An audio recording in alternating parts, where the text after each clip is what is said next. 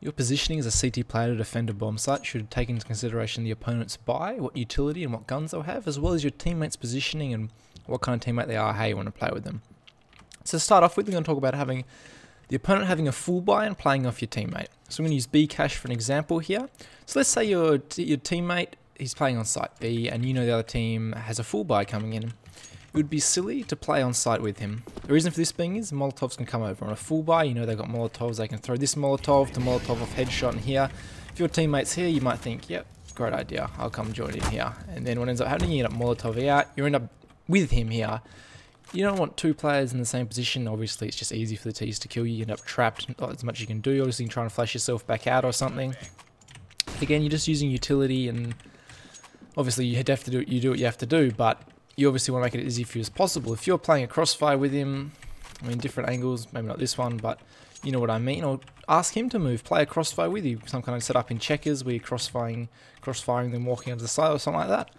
But let's say now that they're on an eco, you know the opposition's on an eco, you've just reset them, they're not going to have Molotovs.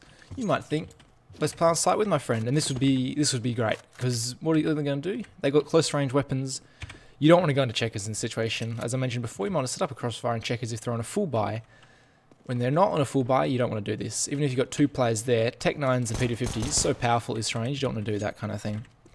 So you play two on site, who cares if they run out? You're playing headshot and default or they're out, you've got a huge advantage at this range. It's very hard for them to hit you, they haven't got the drive-by, they have to stop. Like, drive-by is not going to work at the headshot kind of angle or like this kind of range, they got to stop. And then that's the biggest advantage of the pistol's gone, the movement accuracy.